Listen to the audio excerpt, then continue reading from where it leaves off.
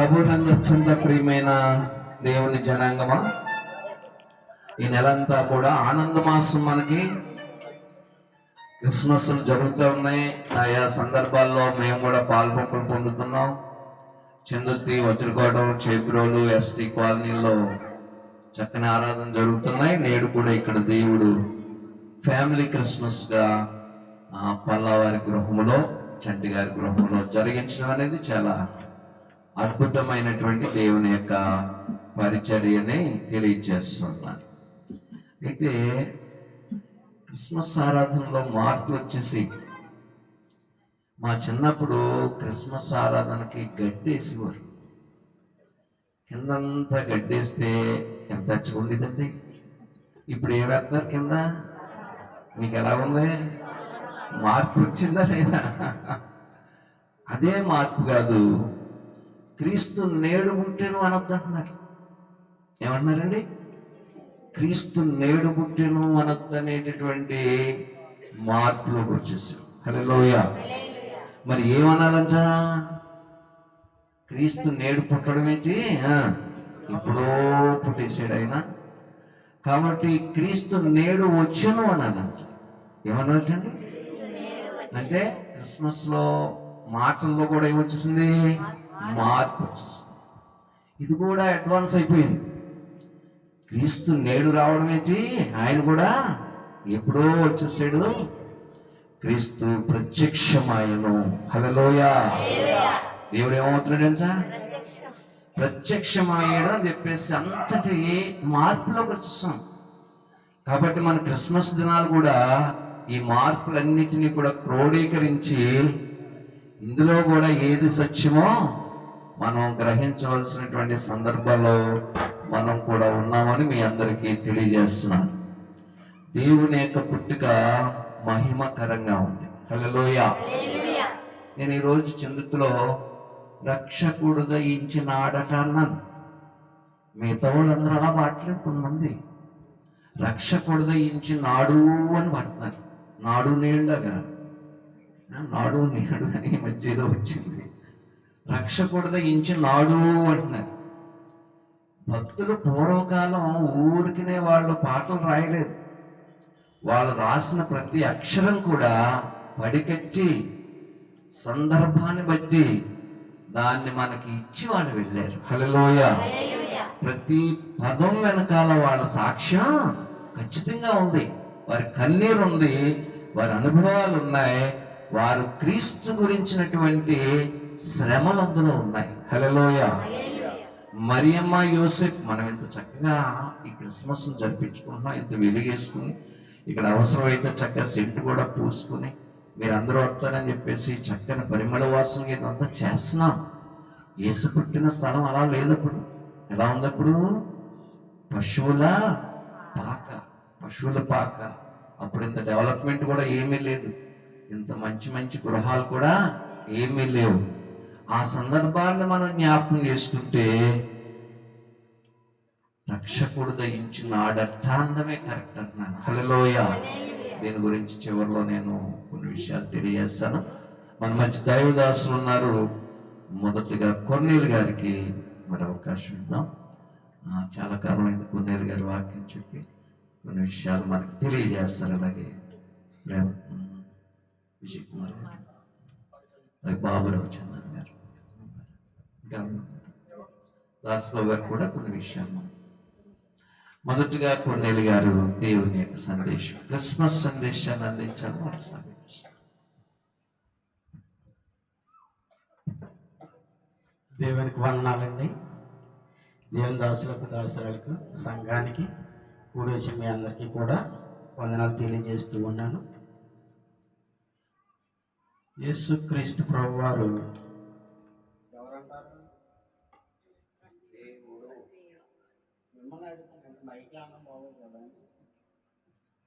యేసుక్రీస్తు ప్రభువారు దేవుడు కాదు అంటున్నారు. ఇప్పుడు ఎందుకు, ఎలా అంటే ప్రూఫ్ కావాలట.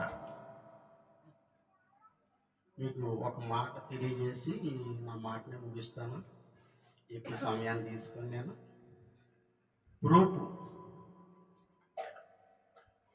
ఒక కుమారుడు పుట్టాలంటే కుమారునికి ఎన్ని కణాలు ఉంటాయండి? నువ్వు చెప్పు.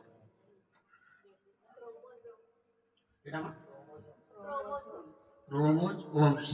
అందులో ఒక కుమారుడు పుట్టాలన్నా తల్లి యొక్క 23, తండ్రి 23 జతలు అవి 46 కలిగి ఉంటాయి. కుమారుడు పుట్టాలన్నా కుమార్తె పుట్టాలన్నా. కానీ ప్రతి ఒక్కరికి ఏ దేశం వాళ్ళైనా కావచ్చు, నల్ల జాత తెల్ల జాత ఏ జాతి అయినా పర్వాలేదు, ఏ దేశం అయినా పర్వాలేదు, అవి కంపల్సరీ ఉంటాయి ప్రతి ఒక్కరికి. యేసు ప్రభు దగ్గరికి వెళ్ళేసరికి యేసు ప్రభుని కూడా తన రక్తాన్ని బట్టి డిఎన్ఏ టెస్ట్ చేసినప్పుడు ఆ రక్తం ఎక్కడ దొరికింది అంటే యేసు ప్రభు వారి శిలువ మీద ఉండగా ఆ ముళ్ళ కిరీటం గుచ్చుకొని తన నొసళ్ళ మీద నుండి కిందకి 2 రక్తపు బొట్లు రాలి ఉంటే గొల్గోతా పర్వతం మీద ఆ 2 రక్తం బొట్లు పరీక్ష పంపారనమాట, డిఎన్ఏ పరీక్షకి. అది యేసు ప్రభు వారు శిలువ మోస్తూ ఉండగా ఒక తల్లి వచ్చి తన గుడ్డతోని ఆ బావు నా కొడుకాన్ని చెమట తొడుతూ తన రక్తాన్ని తుడుతూ ఉంటుంది ముఖం మీద. ఆ గుడ్డ కూడా రక్తం అంటుకుంటుంది. ఆ రక్తాన్ని కూడా తీసుకొని టెస్ట్లో పంపించారు. మూడోది, యేసు ప్రభు వారు వేసుకున్న నిలువుటంగియ పొళ్ళాకారతో పడుతుంటే దాన్ని అది రక్తపు ముద్దలాగా అయింది కాబట్టి దాని రక్తం కూడా తీసి టెస్ట్లో పంపినప్పుడు యేసు ప్రభు వారికి ఏమొచ్చిందో తెలుసా? 24 వచ్చాయి. స్త్రీ నుండి పుట్టాడు కాబట్టి 23. పురుషుడు కలయిక ఉంటే 46 అవుతుంది. కానీ అక్కడ 46 రాలేదు. 23 + 1 పరిశుద్ధాత్మ దేవుడు పంపించాడు కాబట్టి తండ్రి అయిన దేవుడు తన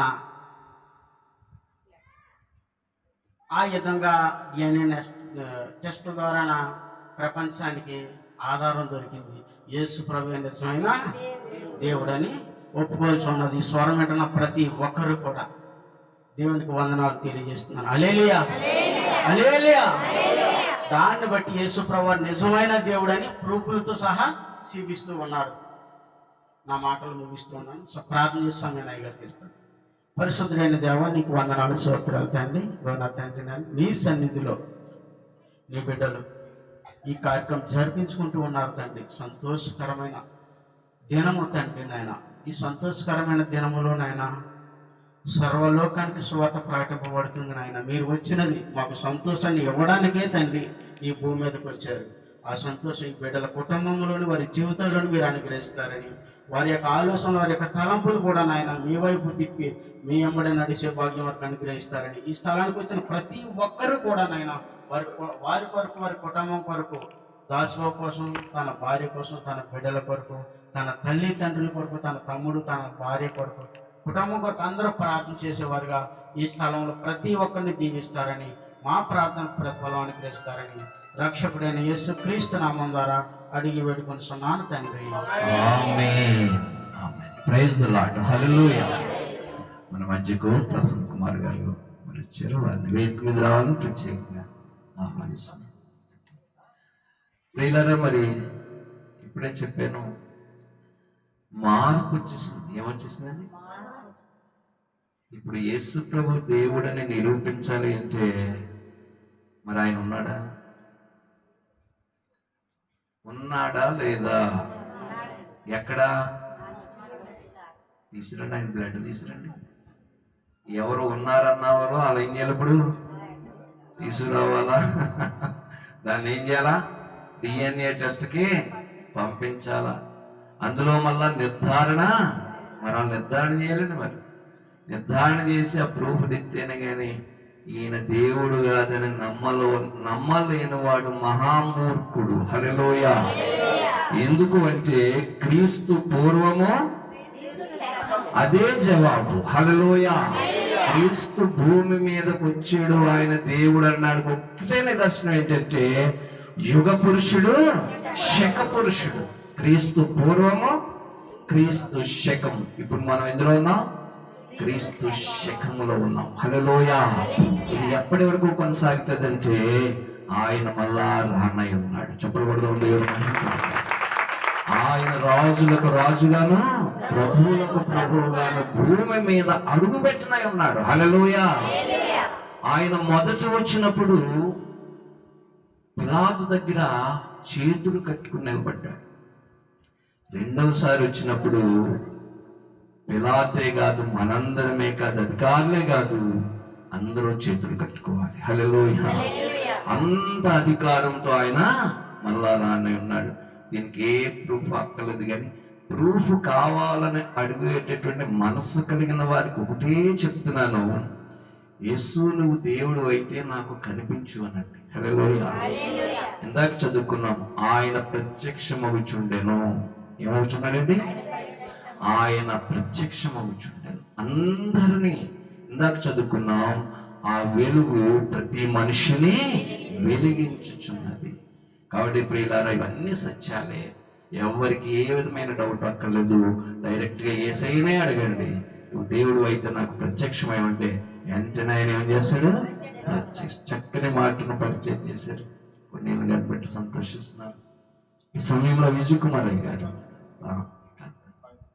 అయితే ఆ విజయ్ కుమార్ గారు కూడా కొన్ని విషయాలు.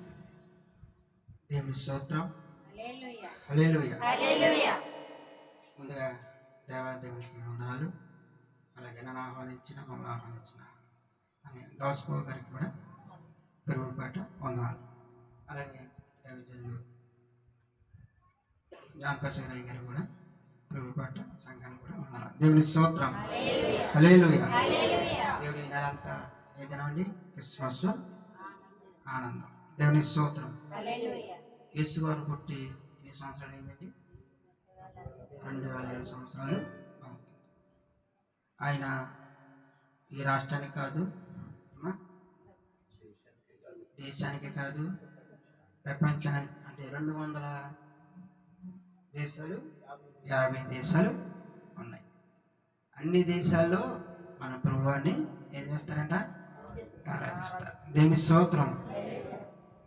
యేసు ప్రభువుకి 3 దినాలు ఉన్నాయి. మీకు ఎవరికి తెలుసా? ఒకటి క్రిస్మస్ దినం, పుట్టిన దినం. రెండోది మరణించిన దినం. మూడోది తిరిగి లేచిన దినం. దేవుని స్తోత్రం. ఈ 3 దినాలు యేసు ప్రభువుకి ఉన్నాయి, ఇలా ఎవరికి కూడా లేవు. దేవుని స్తోత్రం. మన జీవితంలో నిజమైన క్రిస్మస్ రావాలంటే క్రిస్మస్తో వస్తుంటాయి, పోతుంటాయి. కానీ మనకి ఏం కావాలి? రక్షణ కావాలి. ఎవరైతే రక్షణ తీసుకుంటారో వాళ్ళ జీవితంలో ఇప్పుడు కూడా క్రిస్మస్. దేవుని స్తోత్రం. కాబట్టి మీరారా, అందరికీ మరొకసారి క్రిస్మస్ శుభాకాంక్షలు తెలియజేస్తూ నా మాటలు ముగిస్తున్నాను. దేవుని స్తోత్రం.